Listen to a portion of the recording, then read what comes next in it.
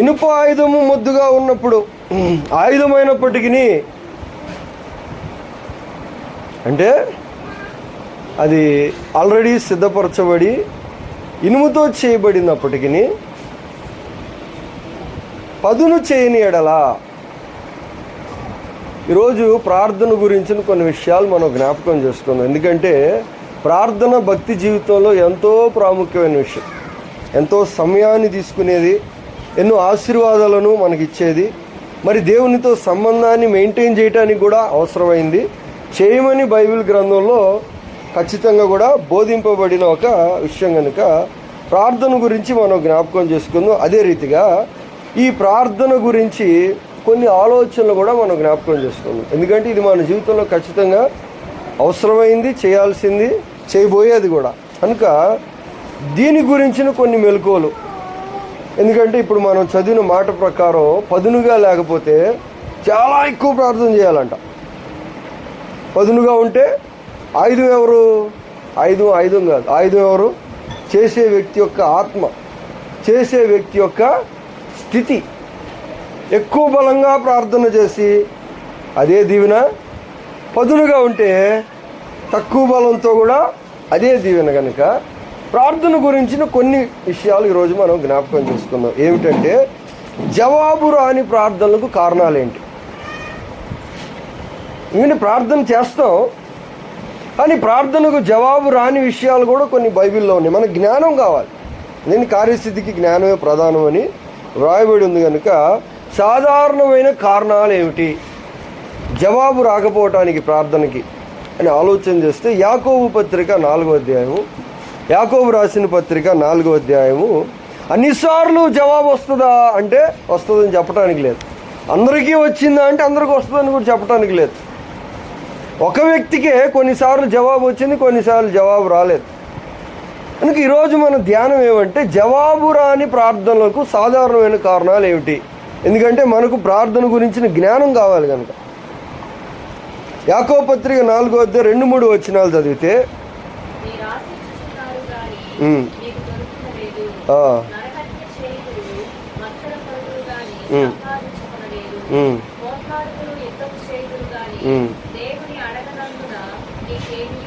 ఆశించుచున్నారు కానీ, పోట్లాడుతున్నారు కానీ, యుద్ధము చేస్తున్నారు కానీ మీకు యాకోబు ప్రార్థన గురించి 2 విషయాలు చెప్పాడు. ఇది మొదటిది.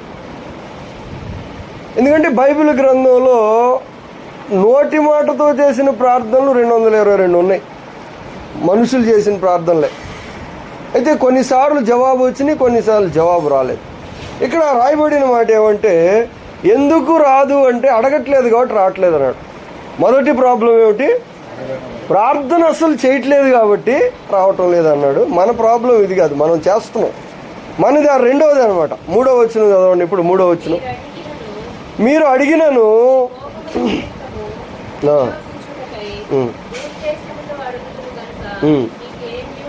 తన సంఘానికి చెప్తున్నాడు ఈ మాట. యాకోబు తన సంఘానికి చెప్తున్నాడు, మీరు చేస్తున్నారు కానీ మీకు దొరకట్లేదు. కారణం కూడా చెప్పాడు. ఎందుకు దొరకట్లేదు అంటే రాంగ్ మోటివ్, ఉద్దేశం సరిగా లేదు. ఆయన చెప్పిన మాట, ఆయన గ్రహించిన మాట. జవాబు రాకపోవటానికి కారణం ఏమంటే ఒక కారణం ఉద్దేశం సరిగ్గా లేదు, రాంగ్ మోటివ్. అక్కడ ఏముంది? ఉద్దేశం బాగలేదు అంటున్నాడు. ఏమంటే అడిగే విషయము ఎలా వాడాలనుకుంటున్నావు అనేది కరెక్ట్గా లేదు అంటున్నాడు. మనం ఏదైతే దేవుణ్ణి అడుగుతామో అది దేవుడు మనకి ఇచ్చిన తర్వాత దాన్ని నువ్వేం చేయాలనుకుంటున్నావు. ఒక ముసలమ్మ గారు వచ్చింది ప్రార్థన చేయమని, పాస్టర్ గారు ప్రార్థన చేయి, కళ్ళు కనబట్టలేదు అంది. మంచి మాటే, కళ్ళు సరిగ్గా కనబడట్లేదు ప్రార్థన చెయ్యి అంటే ఏం చేస్తావు కళ్ళు వస్తే అన్న. ఏం లేదండి, కొద్దిగా టీవీ చూడాలంటే నాకు ఇబ్బందిగా ఉంది. అర్థమవుతుంది మీకు? మోటివ్ కరెక్ట్గా లేదు కనుక దొరకటం లేదని తన సంఘానికి చెప్తున్నాడు ఆయన. ఇది అపోస్తలుడే చెప్పిన మాట, మనుషులు చెప్పిన మాట కాదు. ఆత్మ ద్వారా ప్రేరేపించబడిన వ్యక్తి గ్రహించిన ఒక యోహాను రాసిన మొదటి పత్రిక 5వ అధ్యాయం చూడండి. యోహాను రాసిన మొదటి పత్రిక 5వ అధ్యాయం 13, 14 వచనాలు మనం చూస్తే, మొదటి యోహాను 5:14, ఆయనను బట్టి మనకు కలిగిన ధైర్యం ఏదనగా ఆయన చిత్తానుసారముగా మనము ఏది అడిగినను ఆయన మన మనవి ఆలకించును అనున్నదియే. మనం ఏమి అడిగినా ఆయన మన మనవి ఆలకించునని మనం ఎరిగిన ఎడల ఆయనను వేడుకొనినవి, ఇది కూడా ఉంది బైబిల్లోనే. ఇంకా కొన్నిసార్లు ప్రార్థనకు జవాబు రాకపోవటానికి కారణం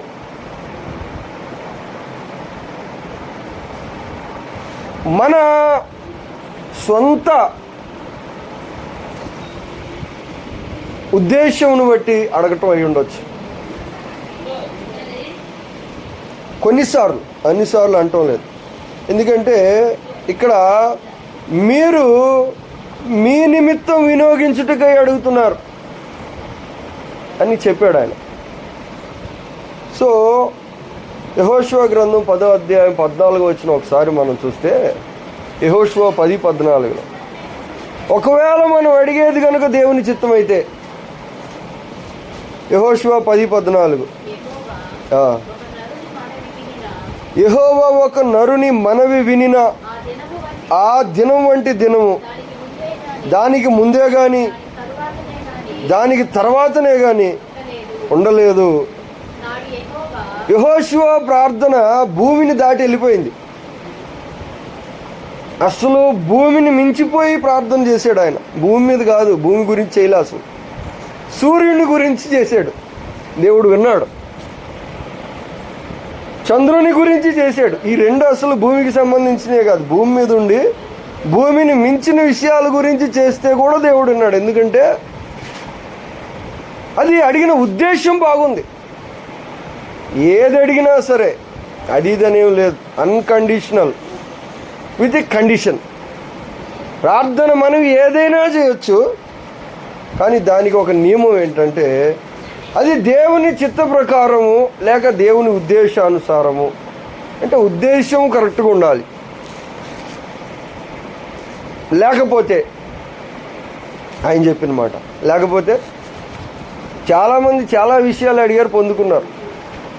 వర్షాన్ని ఆపిన వ్యక్తులు ఉన్నారు, చనిపోయిన వారిని లేపిన వ్యక్తులు ఉన్నారు, బ్రతికున్న వాళ్ళని చంపేసిన వాళ్ళు కూడా ఉన్నారు. ప్రార్థన ద్వారానే జరిగినాయి ఇవన్నీ. ఇంకా చెప్పలేనివి చాలా జరిగినాయి ప్రార్థన ద్వారా. అయితే జరగకపోవటానికి కారణం ఏమిటి అని మనం చూస్తే, జనరల్ రూల్ ఇది ఒక కారణం. ప్రతిసారి ఇదే కారణం అని చెప్పడానికి లేదు, కానీ ఇది ఖచ్చితంగా ఒక కారణం. కనుక ఒకవేళ మనం చేసే ప్రార్థనలు చేయటానికంటే ముందుగా మన ఉద్దేశాన్ని కూడా, ఎందుకు అడుగుతున్నావు నువ్వు అడిగేది, దేవుని సంతోషపరచడానికా, లేక దేవుని చిత్తం చేయటానికా, లేక దేవుని కార్యాన్ని ముందు నడిపించడానికా, లేక మన ఘనత కోసము, మన సంతోషం కోసము, మన యొక్క మనం ఆలోచన చేసుకుంటే ఖచ్చితంగా మనకు ప్రార్థన పదునుగా మారిపోతుంది. అంటే ఎక్కువ బలం వినియోగించాల్సిన అవసరం ఉండదు. ఇది మొదటి విషయం. రెండవది ఏమంటే యోహాను సువార్త 15వ అధ్యాయం. అమ్మాయి నా మాటలు కాదు, బైబిల్లోయే. యోహాను సువార్త 15వ అధ్యాయము 7వ వచనం చదువుకుందాం. రెండవ కారణం అక్కడ ఉంది. నా యందు మీరును మీ యందు నా మాటలను నిలిచి ఉండిన ఎడల మీకేది ఇష్టమో అడుగుడి. ఎప్పుడు అడగాలి అంటే, రెండవది ఏది ఇష్టమో దేవుడు తన ఇష్టం పెట్టట్లే. ఇక్కడ మీ ఇష్టం అన్నాడు. ఇప్పుడు నీకేది ఇష్టమో అది అడగమన్నాడు. కానీ దానికి ముందు ఒక కండిషన్ ఉంది. ఏంటది? రైట్ రిలేషన్షిప్ ఉండాలి. ఇంతకుముందేమో సరైన ఉద్దేశం ఉండాలి, ఇక్కడ సరైన సంబంధం ఉండాలి దేవునితోటి. ఏమని చెప్తున్నాడు? నా యందు మీరు ఉండాలి. ముందు అడగండి అంటలా. ఏమంటున్నాడు? ఎందుకంటే నువ్వు అడగకముందే నాకు తెలుసు. అది ఇస్తానో లేదో కూడా నాకు తెలుసు. అడగకుండా కూడా ఇస్తాను, అడిగినవన్నీ ఇస్తాను. ఎప్పుడు? నా యందు మీరు ఇంకోటి కూడా పెట్టాడు మళ్ళీ, మీ యందు నా మాటలు నిలిచి ఉండిన ఎడల. ఇదొక సూత్రం, నిలిచి ఉండిన ఎడల. నిలిచి ఉండటం అంటే ఏంటి? మనం ఆయన యందు, ఆయన మాటలు మన యందు నిలిచి ఉండటం అంటే ఏమిటో మనకు తెలియాలి. ఎందుకంటే ఇది ప్రార్థన మొత్తాన్ని తెలుస్తుంది. జరుగుతుందా జరగదా నీ ఇష్టం అనే దానిని అది తేల్చేస్తుంది ఆల్రెడీ. ఏమిటి ఆయన యందు మనం ఉండటం, ఆయన మాటలు మన యందు ఉండటం, నిలిచి ఉండటం అంటే ఏమిటి? ఈ జ్ఞానం మనకు కావాలి ప్రభునందు ప్రియులారా. అవి అధ్యాయంలోనే ఉన్నాయి. నా విశ్వాసంలో, నా చిత్తంలో, లేక నా పరిధిలో, నా అనుమతిలో అనేక విషయాలు. అంటే దీని సారం ఒకటే, సరైన సంబంధం ఉందా లేదో చూసుకోమంటున్నాడు. ముందు నీకు ఏది ఇష్టం అది అడుగు అన్నాడు. ఈ సూత్రాన్ని వాడి కొంతమంది యుద్ధాలను తిప్పేశారు. రీస్ హావెల్స్ అనే ఒక ఆయన ఉండేవాడు. ఆయన కూడా బైబిల్ కాలేజ్ పెట్టారు ఇంగ్లాండ్లో. యుద్ధాన్ని తిప్పిన వ్యక్తి ఆయన, అందుకని చరిత్రలో నిలిచాడు. ఆయన ప్రార్థన చేసినప్పుడల్లా హిట్లర్ ఓడిపోతాడు. ఆయన ప్రార్థన చేశాడంటే ఇంగ్లాండ్ దేశంలో సాక్ష్యం చెప్పారు. రీస్ హావెల్స్ ప్రార్థన చేశాడంటే అనవసరమయ్యా, ఆయన అమ్మమంటే నువ్వు అమ్మేయి. ఎందుకని? రీస్ హావెల్స్ చేస్తున్నాడు. వేరేవాడైతే మిగతా వాళ్ళకి చెప్తారు, ఆయన స్థలం అమ్మమంటే ఈడు అమ్మని అంటున్నాడు అంట. అందరూ చెప్పారు, ఎందుకయ్యా ఆయన అమ్మమంటే నువ్వు అమ్మేయి అని చెప్పారు ఆయన. ఎందుకని? ఎందుకంటే ఆయన గురించి దేశంలో ఉన్న సాక్ష్యం ఏమంటే అనవసరం, ఇంకా దేంతో అయినా పెట్టుకోవచ్చు కానీ ఆయన ప్రార్థనతో పెట్టుకోకూడదని సాక్ష్యం వచ్చేసింది. ఎందుకు వచ్చింది? ఎందుకంటే దేవుడు ఒకరోజు ఆయనకి పిలిచి చెప్పాడంట, నీవు నా యందు, నా మాటలు నీ యందు నిలిచి ఉంటే జరుగుతాయి అని చెప్పాడు. నిలిచి ఉంటావు అంటే ఏంటి ప్రభు అంటే, దేవుడు చెప్పాడు ఇలా చేయాలి, నువ్వు నిలిచి ఉండు, చూడు జరుగుతుందో లేదో. అలా ప్రార్థన చేసి అనేకమైన కార్యాలు చేశాడు ఆయన. భారతదేశంలో కూడా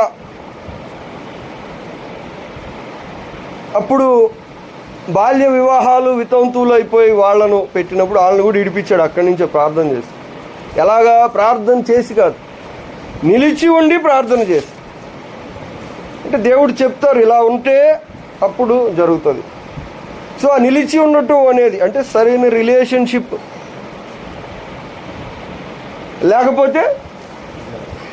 లేకపోతే జరుగుతుందని గ్యారంటీ ఎంత మాత్రం. నువ్వు అలసిపోతావు, నువ్వు ఆయాసపడతావు, విసిగిపోతావు కొంచెం కాలం అయిన తర్వాత.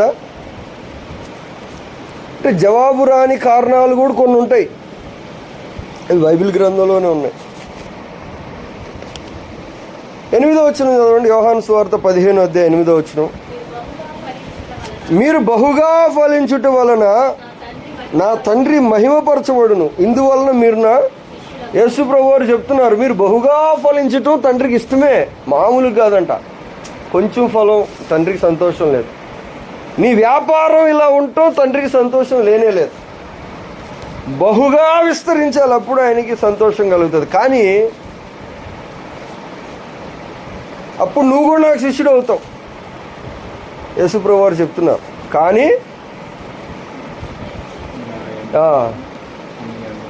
సరైన రిలేషన్షిప్ మెయింటైన్ చేయాలి దేవునితో. మీకేది ఇష్టమో అది అడుగుడి అని మొదలవ్వలేదు. అది ముందు ఇంకోటి ఏదో ఉంది, ఇది మధ్యలో వచ్చింది. మనం వెనకది ముందుది వెనక పెట్టామనుకోండి, ఏమవుతుంది? వాక్యంలో ఏమని రాస్తుంది? సున్నా అయినా పొల్లుపోదు, ఇటు అటు చేయటానికి లేదు, అటు ఇటు చేయటానికి లేదు.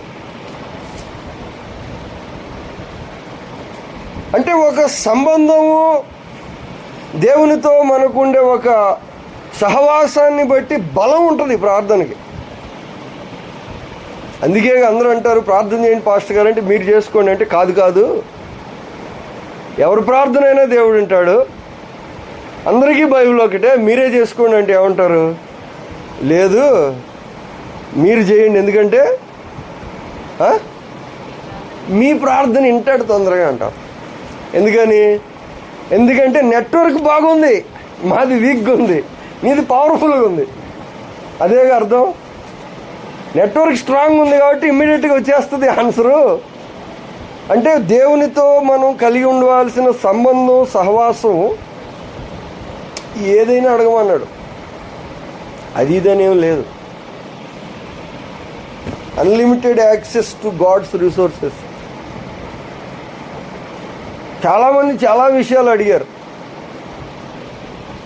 అయితే కొంతమంది ఇది నేర్చుకుని అడిగారు, వాళ్ళు చరిత్రలో నిలిచిపోయారు. ఆయన గురించి చెప్తారు. రెండో ప్రపంచ యుద్ధాన్ని మార్చిన వ్యక్తి ఎవరు అంటే, అటువైపు ఆయుధాలు ఉన్నాయి, ఇటువైపు ఆయుధాలు ఉన్నాయి, అటువైపు గుర్రాలు ఉన్నాయి, ఇటువైపు రథాలు ఉన్నాయి. కానీ ఒకవైపు మోషే ఉన్నాడు, ఇంకోవైపు మోషే లేడు. అదే మార్పు కారణం. ఒక వ్యక్తి నిలిచి ఉండి ప్రార్థన చేయటం అనేది తెలుసుకున్నాడు కనుక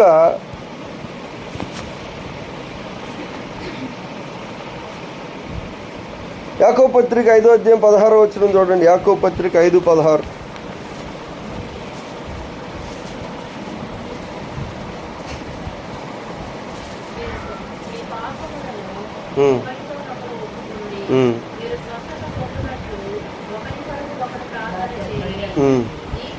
నీతిమంతుని విజ్ఞాపన మనపూర్వకమైనది. దేవుడే చెప్తున్నాడు, నీతిమంతుని విజ్ఞాపనకు చాలా బలం ఉంటుందంట. అయితే నీతిమంతుడు ఎవరు అంటే స్వనీతి పరులు కాదు. నా దృష్టికి నేను మంచోడ్ను, మనుషుల దృష్టికి నేను మంచోడిని అయితే నా ప్రార్థనకు బలం ఉంటుందని గ్యారంటీ లేదు. దేవుని దృష్టికి మనం నీతిమంతులు అయి ఉండాలి. ఎందుకంటే దేశం అంతా వర్షం కురిపిమంటుంటే ఏలియా ఒక్కడు కురవద్దు అంటున్నాడు. లక్షల మంది ఒకవైపు ఉంటే ఏలియా ఒక్కడు ఒకవైపు ఉన్నాడు. కానీ ఏలియా ప్రార్థనే జరిగింది. ఎందుకంటే ప్రజాబలం ఎక్కువ ఉన్నా ప్రార్థనా బలం ఎక్కువ ఉంటుందని గ్యారంటీ లేదు. నీతి బలం ఎటువైపు ఉంటే ప్రార్థనా బలం ఎటువైపు ఉంటుంది.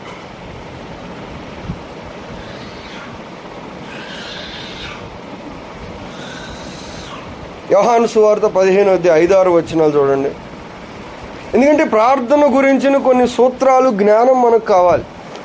ఎక్కువ బలం పెడతావా, తక్కువ బలం పెడతావా?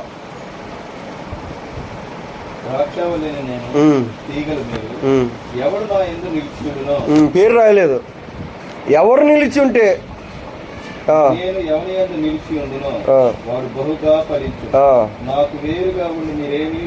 యేసు ప్రభువారు స్వయంగా చెప్పిన మాట శిష్యులతో చెప్తున్నాడు. ఎవరితో చెప్తున్నాడు ఇది? అయ్యా, నువ్వు శిష్యుని అనుకుంటున్నావేమో, సూత్రం తెలుసుకోండి. నువ్వు శిష్యుడివే కానీ తీగవి. నాకు వేరుగా ఉంటే నువ్వు వేరుగా ఉండి నీవేమీ చేయలేదు. ఎవడైనను నా యందు నిలిచి ఉండని ఎడల వాడు తీగవలే బయట పారవేయబడి ఎండిపోవును. మనుషులు అట్టి వాటి. సో నిలిచి ఉండటం అనేది బహుగా ఫలించటానికి, ఫలించపోవటానికి, మన ప్రార్థనకు జవాబులు రావటానికి, రాకపోవటానికి. దానియేలు గ్రంథం 1వ అధ్యాయం 17వ వచనం చూడండి. దానియేలు గ్రంథం 1:17. దానియేలు 1:17.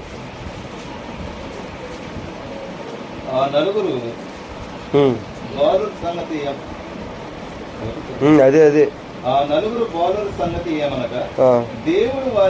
దేవుడు వారికి జ్ఞానమును శాస్త్ర ప్రవీణతయు వివేచనయు అనుగ్రహించెను. మరియు దానియేలు సకల విధములకు దర్శనములను స్వప్నభావములను గ్రహించు తెలివి గలవాడై ఉండెను. చాలండి. దేవుడు అనుగ్రహించాడంట కొంతమందికి. ఎందుకని ప్రశ్న? ఎందుకంటే మనకు కూడా ఇవ్వాలి. దానియేలు అడిగాడా? అడిగితే ఇచ్చారా? దేవుడు అడగకుండా ఇచ్చాడా? అడగకుండానే ఇచ్చాడంట. ఏమిచ్చాడు? పాత నిబంధనలోనే భాషల వరం కలిగిన వ్యక్తి దానియేలు. ఆయన ఒక్కడే భాషలకు అర్థం చెప్పాడు. పాత నిబంధనలు ఎవరు చెప్పలా. అది అడగకుండానే దేవుడు ఇచ్చాడంట. జ్ఞానము, సకల శాస్త్ర ప్రవీణత ఎందుకు ఇచ్చారు? ఎందుకు ఇచ్చారంటే దేవునితో వాళ్ళు మెయింటైన్ చేస్తున్న రిలేషన్షిప్ చూశాడు. వాళ్ళు ఏమి అడగలా, వాళ్ళకి తెలియని కూడా తెలియదు దేవుడు ఇలా చేస్తాడు మాకు, మేము ఇలా అయిపోతాం, మా జీవితం ఇంత పైకి లేస్తుందని వాళ్ళకి తెలియదు. వాళ్ళకి ఏం కావాలి? దేవునితో నాకు సరైన సంబంధం కావాలన్నది ఒకటే తెలుసు. కానీ వాళ్ళ జీవితంలో దేవుడు ఏం చేశాడో ప్రపంచం అంతటికి తెలుసు. తెలిసినా కానీ ఎలాగా నేను చెప్పట్లా ఆ మాట, నేను అనలేదు పాస్టర్ గారు, నాకు తెలీదు, నాకైతే తెలియదు.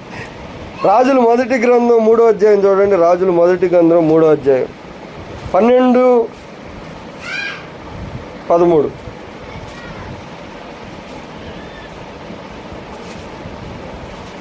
మొదటి రాజులు 3వ అధ్యాయం 12-13.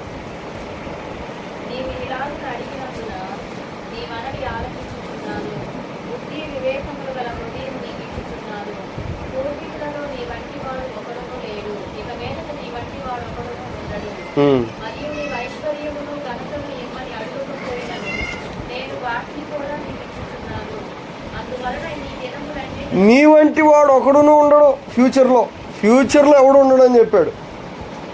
ఇప్పుడే కాదు, భవిష్యత్తులోనే నీలాంటి వాడు ఒకడు ఉండడని చెప్పాడు. ఎందుకంటే నీ మనవి నేను ఆలకించాను, నాకు అంగీకారంగా ఉంది. నువ్వు జ్ఞానం ఇమ్మన్నావు, జ్ఞానం ఇస్తాను, అడిగింది ఇచ్చాను. మళ్ళీ కింద ఇంకో మాట అన్నాడు, అడగంది కూడా నేనే ఇస్తాను. నువ్వు అడగలా, అయినా నేను ఇస్తాను. ఎందుకని?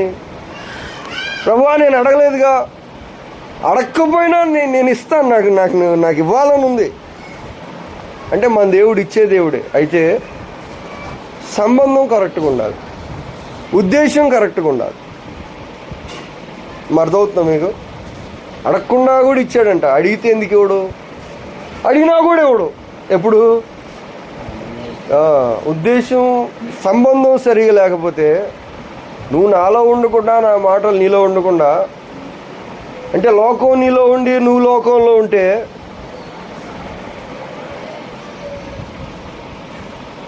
దేవుడు ఇవ్వచ్చు కదండి. ఏంటి నష్టం ఇస్తే అన్నాను అనుకో, ఏంటి జవాబు దానికి? అప్పుడు మహిమ నాకు కలగదు. ఎవరికి కలుగుతుంది? సాతానుకు కలుగుతుంది, లోకానికి కలుగుతుంది. సో నా మహిమ నేను ఎవరికి ఇవ్వను గనుక, ఇవ్వటానికి లేదు గనుక దానికి తగినట్లుగా. అర్థమవుతుందా? ఇంకొన్నిసార్లు ప్రార్థనకు జవాబు రాకపోవడానికి కారణాలు ఇవి రెండూ కాకపోయినప్పటికీ, లూకాసు సువార్త 1వ అధ్యాయం 13 వచనం చూడండి. లూకాసు సువార్త 1:13.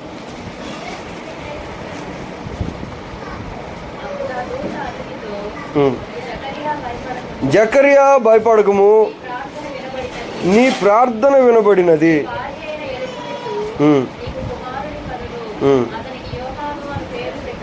కొన్నిసార్లు ప్రార్థనకు జవాబు రాకపోవటానికి కారణం సంబంధం కరెక్ట్గా ఉన్నా, ఉద్దేశము మంచిదైనప్పటికీ దేవుని సమయం కాదు కనుక రాదు. ఎందుకంటే దూత ఎప్పుడో వినపడింది నీ ప్రార్థన అని చెప్పాడు. జకరియా నీ ప్రార్థన వినిపించింది. ఇప్పుడు ఆ చేసింది ప్రార్థన పెళ్ళైనప్పుడు చేశాడు, ఇప్పుడు ముసలోడు అయిపోయాడు.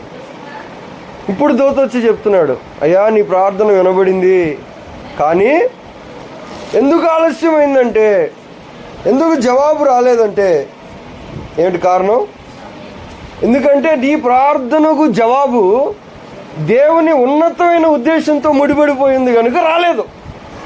వినపడలేదని కాదు, కోపం ఉందని కాదు, నువ్వు అడిగింది తప్పు అని కాదు, దేవుని చిత్త ప్రకారం కాదు అని కూడా కాదు, అన్నీ కరెక్టే. కానీ నీకు తెలియని విషయం ఒకటి ఉంది, నీవు చేసిన ప్రార్థనకు జవాబు దేవుని ఉన్నతమైన ఉద్దేశంతో ముడిపడిపోయి ఉంది కనుక రాలేదు. ఇంకో దాంతో లింక్ అయిపోయింది. యోహాను యేసు ప్రభు వారితో లింక్ అయ్యాడు కాబట్టి ఆయన వచ్చేటప్పుడు ఈయన వస్తాడు, అందుకని ఆలస్యమైంది అంతే, ఇంకేం కారణం లేదు. అంటే కొన్నిసార్లు ఆలస్యానికి కారణం ఏమిటి? దేవుని టైం రాలేదంతే, ఇంకేం కారణం ఉండదు. కొన్నిసార్లు మనం బాధపడిపోతాం, బెంగపడతాం, దుఃఖపడతాం, ఇంకేం చేయాలనుకుంటాం, ఇంకేం చేయక్కల్లా. ఎందుకంటే తగిన సమయం ముందు దేవుడు ఏం చేశాడు? ప్రార్థనకు జవాబిచ్చి వాళ్ళను బహుగా ఆశీర్వదించి. కొన్నిసార్లు ఇది కారణం అవ్వచ్చు. అంటే మనం చూస్తున్నాం జవాబు రాకపోవడానికి కారణాలు ఏంటి. 4వ కారణం ఏమంటే, మొదటి సమూయేలు 1వ అధ్యాయం 3వ వచనము 11వ వచనం. యెహోవా అప్పుడు జ్ఞాపకం చేసుకున్నాడంట. ఇది అన్యాయం కాదా? ఇది దేవుడు కఠినంగా ప్రవర్తించటం కాదా? ఇది దేవుడు చేసింది కొంచెం దోషంగా అనిపించడం లేదా? ఎందుకని ఏటేటా వెళ్తారంట మందిరానికి, పోయినప్పుడల్లా ఏడుస్తుందంట, ఉపవాసం ఉంటుందంట, అందరూ మాంసం తింటూ ఉంటారు, ఈ ఒక్కతే తినకుండా ఉంటుంది, అయినా పట్టించుకోలేదంట దేవుడు. ఏడుస్తూ ఉంటుందంట, కానీ పట్టి చేతులతో వెనక్కి వచ్చేసిందంట. ఎప్పుడు దాకా జరిగింది ఇలాగా? ఆమె గుచ్చుతూ ఉంటుంది పక్కనున్నావా, ఇది మంచిదైతేగా, ఇందుకే దీనికి ఇలాగైంది, బాగైంది. తెలిసిందా ఇప్పుడు? నన్ను దేవుడు బాగా దీవిచ్చాడమ్మా, నాకేం తక్కువ చేయలేదు, మేము హ్యాపీగా ఉన్నాం, మేము బాగున్నాం, దానికే అంటా ఉంటుంది. ఈమె ఇంకా ఏడ్చినా దేవుడు మౌనంగా ఉన్నాడు, చూస్తున్నాడు, ఏం పని అవట్లా, ఏం కదలట్లా, ఏం ఉపయోగం లేకుండా అయింది. అయితే ఎప్పుడు అలా లేదు. సడన్గా ఒకరోజు ఏం చేసింది? మొక్కుబడి చేసింది. నువ్వు కానీ నేను అడిగిన దానికి జవాబు ఇస్తే వాడిని నీకు ఇచ్చేస్తాను అనగానే గుర్తు చేసుకున్నాడంట. ముందెందుకు చేసుకోవాలా మరి? అప్పటి వరకు ఎందుకు రాలా? అప్పుడు ఎందుకు వచ్చింది? అప్పటి వరకు ఎందుకు ఇనకలే? అప్పుడు ఎందుకు విన్నాడు? అప్పుడు దాకా ఎందుకు పట్టించుకోవాలా? అప్పుడు ఎందుకు పట్టించుకున్నాడు? దేవుడు వినగలడు కదా, మరి ఎందుకు వినలేదు? చెప్పండి. ఎందుకంటే మనకు తెలియాలి ఎందుకు ఆలస్యం అవుతుంది, ఎందుకు జవాబు రాలేదు, ఏం చెయ్యాలి అంటే ఒకసారి ఉద్దేశం మార్చుకోవాలి, ఒకసారి సంబంధం సరి చేసుకోవాలి, ఒకసారి సమయం కోసం కనిపెట్టాలి, ఒకసారి ఏంటంట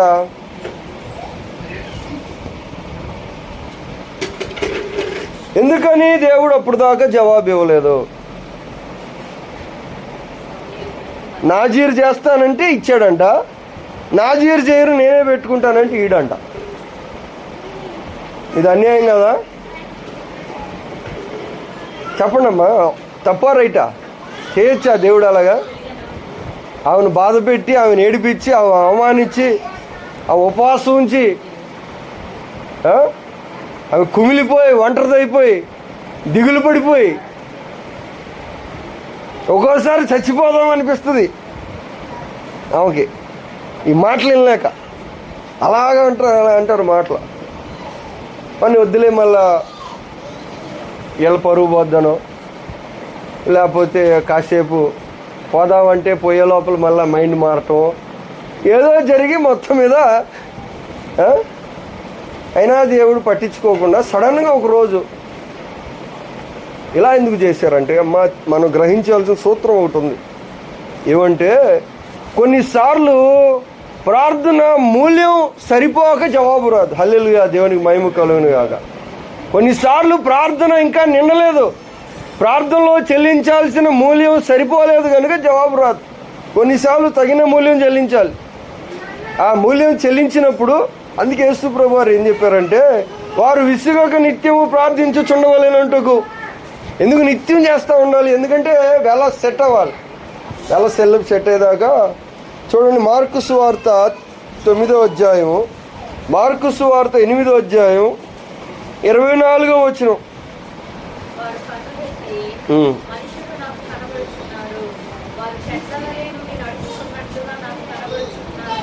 25వ వచనం.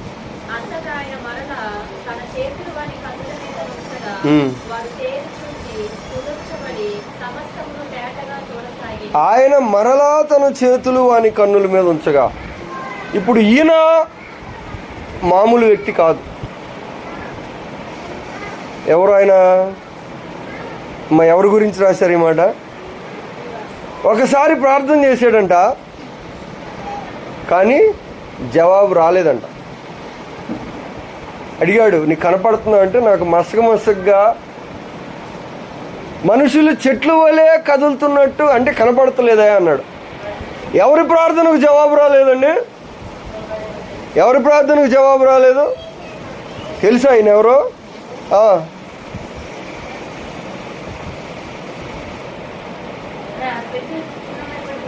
సృష్టికర్త అయిన యేసుక్రీస్తు వారే భూలోకంలో ఉన్నప్పుడు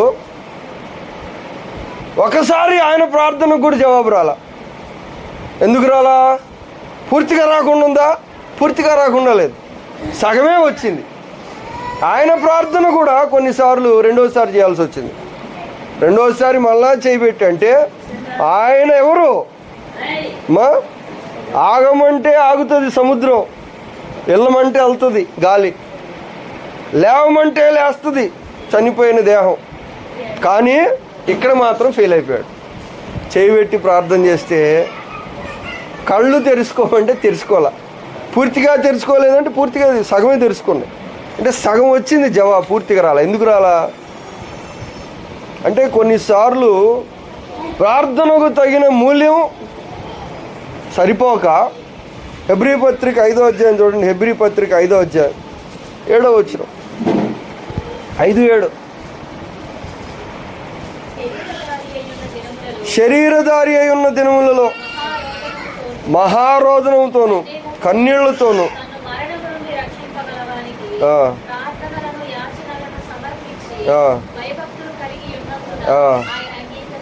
కన్నీళ్లతోనూ మహారోదనంతోనూ చేయాల్సి వచ్చింది. ఎందుకని? ఊరికే తండ్రి నాకు జవాబు ఇవ్వంటే జవాబు రాట్లా, మౌనంగా లోపల ఒక చిన్న మాట చేసుకుంటే రాట్లా. ఎవరికి? చూడండి, అమాయకంగా ఉండొద్దు, అమాయకంగా ఆలోచన చేయొద్దు. సాతాను చెప్పిందంతా కూడా అవును కదా అనుకోవద్దు. ఇక్కడ క్లియర్గా రాయబడి ఉంది, మహారోదనముతో కన్నీళ్లతో చేయాల్సి వచ్చింది. ఎందుకంటే కొన్ని ప్రార్థనలకు ఆ మూల్యం అనేది చెల్లాలి, సరిపోవాలి. నీవు కోరాహు సంతతి నుంచి వచ్చావు కనుక నీ కుటుంబం మీద తరతరాల ఆటంకం ఉంది కనుక నీ ప్రార్థనకు జవాబు రావాలంటే అవి ఏం చేయాల్సి వచ్చింది? మహా గొప్ప త్యాగం అనేది చేయాల్సి వచ్చింది. ఎరగొట్టింది. అప్పుడు సరిపోయింది ఆ ప్రార్థనకి ఇవ్వాల్సిన జవాబు. లేదా దేవునికి కూడా కొన్ని అవసరతలు ఉంటాయని మనం గుర్తుపెట్టుకోవాలి. నీకే కాదు అవసరం, అన్నీ నీకే కాదు కోరికలు, అన్నీ నీకే కాదు పరిస్థితులు, అన్నీ నీయే కాదు, దేవునికి కూడా చాలా ఉన్నాయి. నువ్వు అవి చూస్తే ఆయన నిన్ను చూస్తావు. లేదా ప్రార్థనకు మూల్యం కరెక్ట్గా అయితే అది అవుతుంది. అన్యాయం అంటే అన్యాయం ఎందుకు అవుతుంది? యేసుక్రీస్తు వారు చేసినప్పుడు, ఆయన కూడా రెండోసారి చేయాల్సి వచ్చినప్పుడు, అందరూ చేసినప్పుడు నాకు అన్యాయం ఎందుకు అవుతుంది? అర్థమవుతుందా? కొన్నిసార్లు ప్రార్థనకు తగిన మేఘం నిండితే వర్షం పడుతుంది. నిండకుండా పడొచ్చుగా వర్షం. నిండకుండా పడటానికి దేవుడు కొన్ని సూత్రాలు పెట్టారు భూమి మీద. ఆ సూత్రాల ప్రకారం భూమి జరుగుతుంది. నోవాహుతో చెప్పాడు ఈ మాట.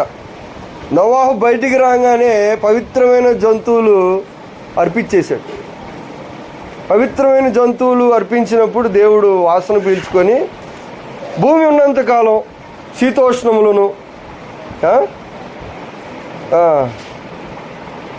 ఫిక్స్డ్ విషయాలు కొన్ని ఉంటాయని చెప్పాడు నోవాకి. ఎందుకు చెప్పేవది? భూమి ఉన్నంతకాలం శీతోష్ణములు ఉండక మానవంట, రాత్రి పగలు ఉండక మానదంట, విత్తే కాలం కోసే కాలం ఉండక మానదంట. ఎందుకు చెప్తున్నావు అది? ఎందుకు చెప్తున్నావు అంటే ఆ సత్యాన్ని సూత్రాన్ని ఆధారం చేసుకొని మీ జీవితాన్ని క్రమపరుచుకోమని చెప్తున్నాడు. నువ్వు ఇచ్చిన అర్పణ నాకు నచ్చింది కనుక నీకు ఒకటి చెప్తా ఆయన అన్నాడు. కొన్ని ఫిక్స్డ్ నియమాలు ఉన్నాయి భూమి మీద, ఇదిగో ఇవి ఫిక్స్డ్, వాటి ప్రకారం నువ్వు చేస్తే నీకు ఫలితం కూడా కంట్రోల్డ్గా ఉంటుంది. ప్రార్థన గురించి కూడా యేసుప్రభు వారు చెప్పారు. ఏం చెప్పారు? విసుగక నిత్యము ప్రార్థించుచుండవలెను, లేక సిగ్గు విడిచి మాటి మాటికి అడుగుట వలన లేచి అతనికి కావలసిన ఇచ్చును కనుక అటువలే మీరు ప్రార్థన అడుగుడి మీకు ఇవ్వను, వెదుకుడి దొరుకును, తట్టుడి తీయబడును. అడుగుడి ఇవ్వండి అనలా, అలా అడగమన్నాడు. అడుగుడి ఇవ్వమంటలేదు, అలా అడగండి మీకు ఇస్తానన్నాడు. ఎలాగ అడగాలంట? ఆ ముందు ఉపమానం చెప్పారు. అలాగే ఎందుకు అడగాలి? ఎందుకంటే కొన్నిసార్లు ప్రార్థనకు మూల్యం అనేది కొంతకాలం ఒప్పకపోయినాం. ఎందుకని? మూల్యం అనేది సరిపోలే, కొంతకాలం. ఇదొక సూత్రం. ఇంకొన్నిసార్లు ప్రార్థన జవాబు రాకపోవడానికి కారణాలు. ద్వితీయోపదేశకాండం 3:25 ద్వితీయోపదేశకాండం, చాలు ఇక ఈ సంగతిని గురించి నాతో మళ్ళీ ఈ ప్రార్థన చేయొద్దని కూడా చెప్పాడంట. ఇప్పుడైతే చెయ్యనో అని మళ్ళీ కూడా నువ్వు చేయొద్దు అన్నాడు. ఎవరితో చెప్పాడు ఈ మాట? ఏ మోషే ముఖం అయితే మహిమతో ప్రకాశించిందో, ఏ మోషే గురించి అయితే దేవుడు ముఖాముఖిగా నేను మాట్లాడతాను, ఆయనను మాట అంటే కూడా ఊరుకోనని ఎవరి గురించి అయితే చెప్పాడో, ఏ మోషే ప్రార్థన విని దేవుడు దాటి వెళ్ళలేకపోయాడో, ఏ మోషే ప్రార్థన యుద్ధాన్ని మార్చేసిందో అదే మోషే ప్రార్థన జరగలేదంట. మళ్ళీ అడగద్దు అని కూడా చెప్పాడు. ఎందుకంటే కొన్నిసార్లు అది అన్యాయం అయిపోతుంది. దావీదు ప్రార్థన జరగలేదు, ఎందుకంటే జవాబు ఇస్తే అన్యాయం చేసినట్టు అవుతుంది. దేవుడు అన్యాయం చేయటానికి లేదు. దావీదు బెత్షెబ విషయంలో కొడుకును బతికిమన్నాడు, కుదరదు అన్నాడు. ఎందుకని? అది అన్యాయం, జరగదు. మోషేతో దేవుడు చెప్తే లేదు నువ్వు వెళ్ళటానికి ఇల్లేదు అన్నాడు. ఎందుకు ఇల్లేదంటే అన్యాయం అయిపోద్ది అలాగని నేను అనుమతిస్తే. అంటే కొన్నిసార్లు ఉద్దేశం చూసుకోవాలి, కొన్నిసార్లు సంబంధం చూసుకోవాలి, కొన్నిసార్లు సమయం చూసుకోవాలి, కొన్నిసార్లు ఆ మూల్యం చూసుకోవాలి, కొన్నిసార్లు నీతి న్యాయం ఏమిటో కూడా చూసుకోవాలి. అందుకే బైబిల్ ఇచ్చాడు కదా, ఊరికే రాయలేదమ్మా. దేవుడు తన కంప్లీట్ కౌన్సిల్ ఇవ్వమని చెప్పాడు ప్రజలకి. శిష్యులతో ఏం చెప్పాడంటే, మీరు సమస్త జనులను శిష్యులుగా చేయడి, బాప్తీసు ఇవ్వండి, నేను చెప్పినవి అన్నీ బోధించండి అన్నాడు. అంటే పూర్తి విషయం చెప్పండి, సగం సగం చెప్పి వదిలిపెట్టద్దు. అయితే ఈరోజు ప్రార్థన గురించి మనం జ్ఞానం దేవుణ్ణి అడుగుతున్నాం. ఎందుకంటే ప్రార్థన బేసిక్ కాన్సెప్టే, చాలా తేలికైన ఒక విషయం చెప్పాలంటే చేయటం. దానిని సరిగ్గా చేయటం కొంచెం కష్టమైన విషయమే. ఎందుకంటే చేయటం ఎవరైనా చేయగలరు, మాట్లాడటమే కదా ప్రార్థన అంటే. బేసిక్ కాన్సెప్ట్ అది, అందరూ చేయవలసింది, అందరూ చేయడానికి అనుమతి ఇవ్వబడింది, అందరూ చేసి వాడుకోమని తన నామాన్ని కూడా దేవుడు ఇచ్చాడు. నా నామంలో మీరు ఏదైనా అడగండి. ఆయనే చెప్పాడు చేయమని, ఎలా చేయాలో చెప్పాడు, దేనికోసమైనా చేయమని చెప్పాడు. అనేక విషయాలు ఉన్నాయి ప్రార్థన గురించి బైబిల్ గ్రంథంలో. అయితే సరైన అవగాహన కూడా మనకు కలగాలి. అమ్మ వింటున్నారా? పౌలు అడిగాడంట, దేవుడు జవాబు ఇవ్వలేదంట. మళ్ళీ అడిగాడంట, మళ్ళీ జవాబు ఇవ్వలేదంట. మళ్ళీ అడిగాడంట, మళ్ళీ జవాబు ఇవ్వలేదంట. ఎందుకంటే నా కృప నీకు చాలా. సో ప్రార్థనకు అద్భుతకరమైన జవాబులు పొందుకోవటం ఉంది. కొన్నిసార్లు ప్రార్థనకు కొంచెం ఆటంకాలు పొందటం కూడా ఉంది. ఎక్కువ భాగం మనం చూసుకోవాల్సింది సమయమైనా కాకపోయి ఉండాలి, సహవాసం అన్నా సరిగా లేకపోయి ఉండాలి, ఉద్దేశమైనా బాగలేకపోయి ఉండాలి. మా ఎక్కువ భాగం దేవుని ప్రజలు అన్యాయం అనేది తక్కువ, అన్యాయం అనేది ఎక్కువ అడగరు. ఇది ఎక్కువగా ఉండదు, సరైన మూల్యమైన ఉండకపోవాలి. అని ఈరోజు ప్రభునందు ప్రియులారా, దేవుని ప్రేమను బట్టి నేను మీకు జ్ఞాపకం చేస్తున్న విషయం అంటే, ఆయన లేచి కావలసిన ఇచ్చినని చెప్తున్నాడు. యేసు ప్రభు వారు చెప్పిన నోటి మాట, నీకు ఏం కావాలో అవన్నీ ఇస్తాడంట. నువ్వు పట్టుదలతో నువ్వు వసుక్కి అడుగుతూ ఉంటే కనిపెడతా ఉండు, తప్పక జరుగును సమయం. దానికి ముందు సంబంధం సహవాసం కూడా చూసుకోవాలి. ఇది ప్రార్థన సూత్రాలు ఇంతకుముందు కూడా చూసాం. ప్రార్థన చేయటానికంటే ముందు పెద్దవాళ్ళు కూడా నేర్పారు. ప్రార్థనకి 4 అంశాలు మేళ అని చూసాం మనం.